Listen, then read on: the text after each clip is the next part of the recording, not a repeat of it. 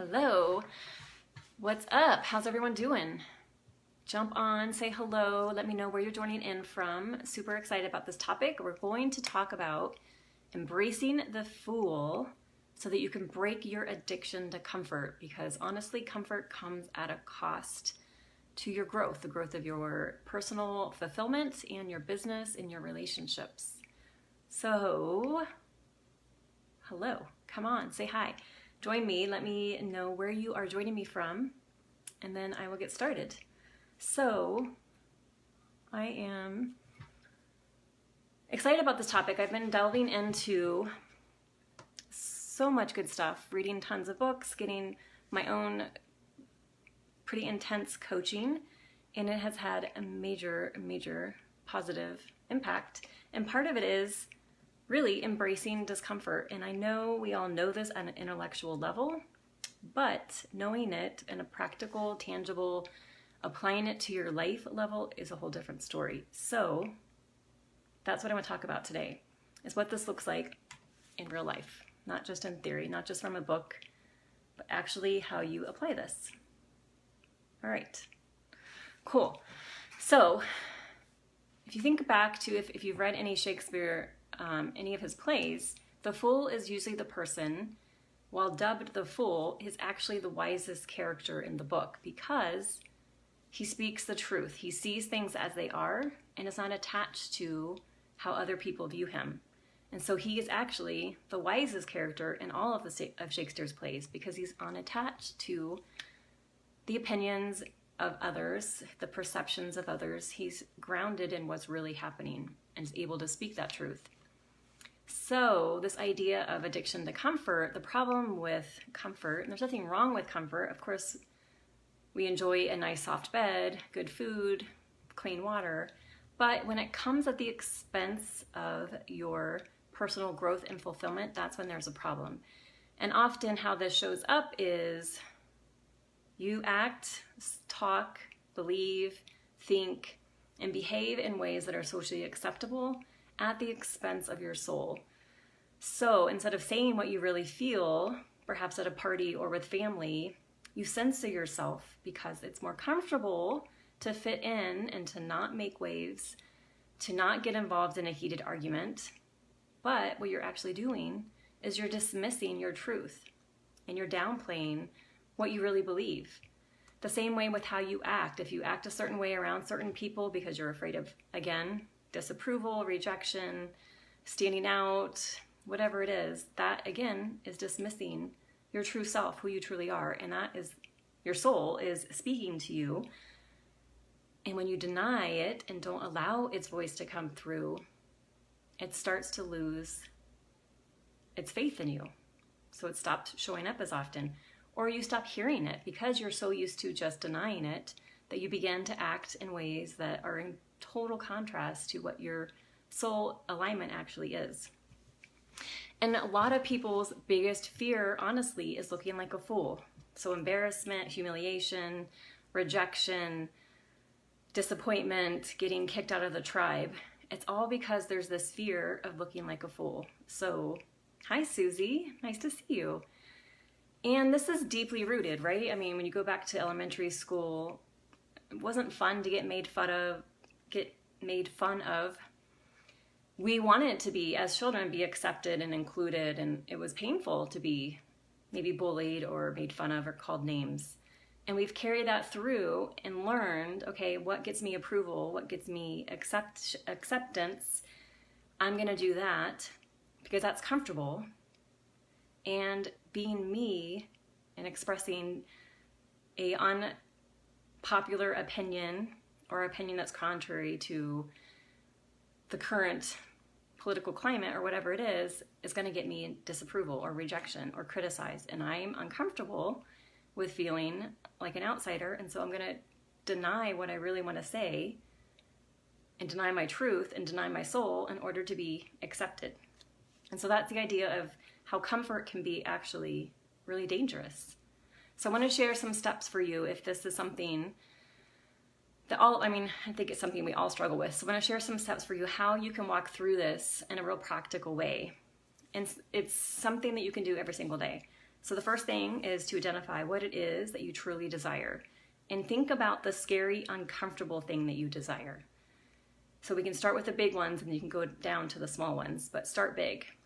And then the second step is to think about what is the fear behind it. And usually, again, I've mentioned this before, it's not the fear of the thing, it's the fear of the negative outcome you have attached to the thing. So again, usually embarrassment or disapproval or rejection or getting kicked out of the tribe, right? Getting kicked off the island. And I want you to think about, as you hold on to that fear, what happens if you get the thing that you desire? So that's one fear. Maybe it's scary to think about all the attention I will get, or the people who might not want to be my friend once I get what I want. And then the fear about not getting it. And that is usually the fear associated with embarrassment and humiliation. It's like I did this big thing and it didn't work out, and so now I'm really embarrassed.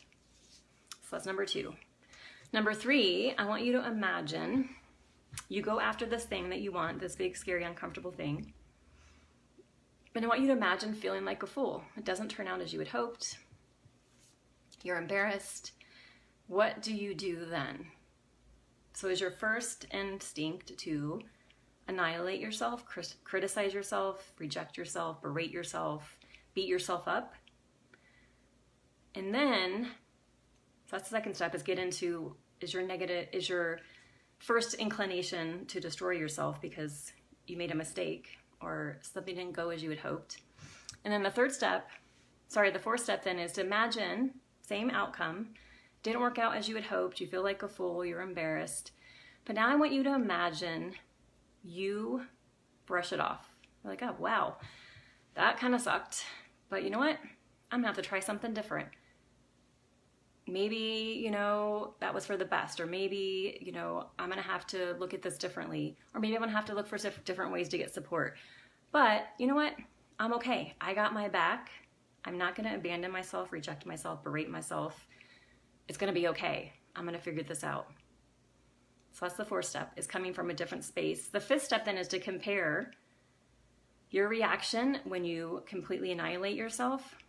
Think about where you feel that in your body, and how you feel when you brush it off, pick yourself up, keep going, think of some other possibilities or some other solutions. So coming from that place of disempowerment and empowerment, and compare how that feels in your body and in your energy. So really notice the difference. And if you think about with children, right? If you berate them, beat them up, is that really going to change their behavior permanently, positively? Is it going to lead to growth? Or if you're like, hey, you know what? That's a bummer. Let's try something else. Help them start to do some problem solving and find creative solutions. Is that going to lead to a healthier, not only acceptance of who they are, but a more creative approach to life, and help them grow more quickly? So that's the key, is to think about the space you come from, either attack, which is disempowering, or brush it off, let's figure it out, which is empowering.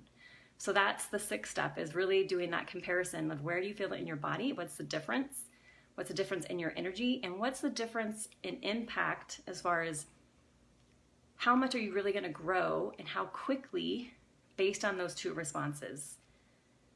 And ultimately the response of, dang, that's a bummer, I have to try something different, and learning from your mistakes instead of taking it as a personal attack on your character is going to lead to growth much more quickly than completely destroying yourself and your character.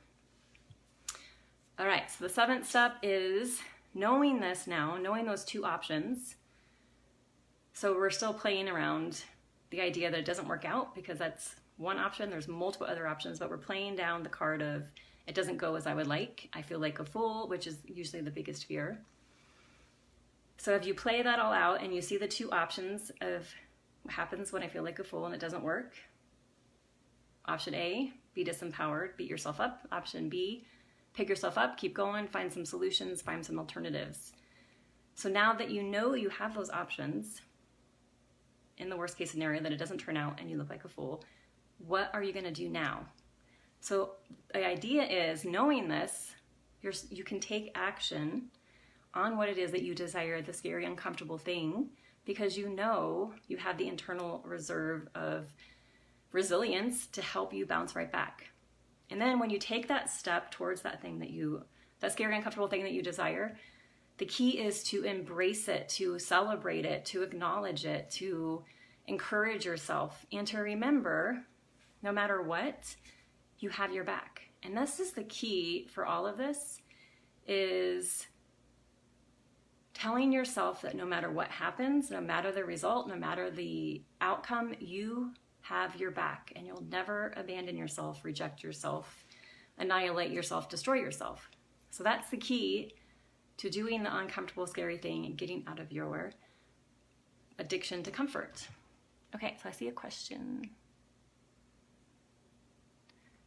We're talking about getting out of your comfort zone and facing your fears of looking like a fool and being okay being the fool.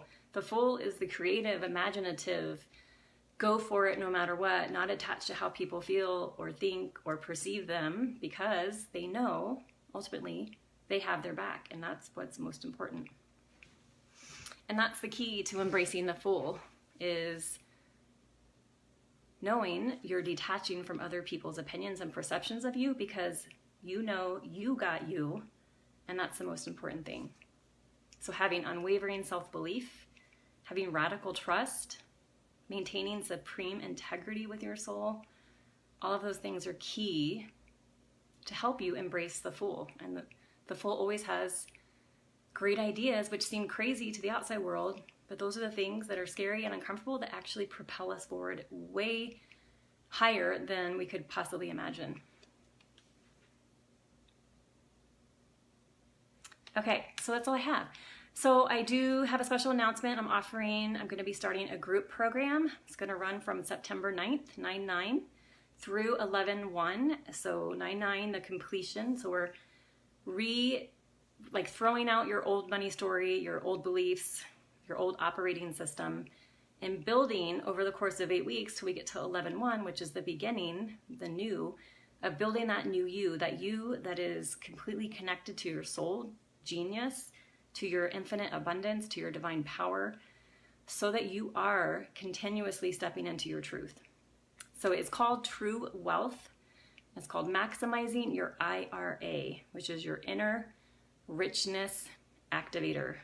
So helping you tap into what it takes to have the inner riches, to be the rich and free soul, to be living out your purpose, to be sharing your message powerfully, to be in your truth, to be attracting the ideal clients, the opportunities, the money, confidence, the courage, everything that you desire. So I'll be sharing more details coming up, and if you want to chat, there is a link above. And that is all I have for now. So I'll talk to you soon. No, I am not a doctor. I have a master's in intercultural communication and a bachelor's in psychology. And I'm a coach for rebel entrepreneurs, helping them create radical income and impact through getting in touch with their true wealth, which comes from supreme integrity, unwavering self-belief, absolute truth, and divine power, which taps into their infinite, unlimited abundance. Okay, if you watch this on the replay, let me know and I'll come back and check. Trying to see who's there. Oh, hey, I didn't see you. Well, thanks so much for joining me. I'm psyched that you were there. So if you have questions, let me know. I didn't notice there were people hanging out. If you don't have questions, feel free again to reach out. There's a link above. There's also a link to my current resource, which is the Inner Millionaire Activation, which is helping you tap into that true authentic self. So that is an option for you if you'd like to grab a copy of that. And I'll be all talking to you soon. Bye.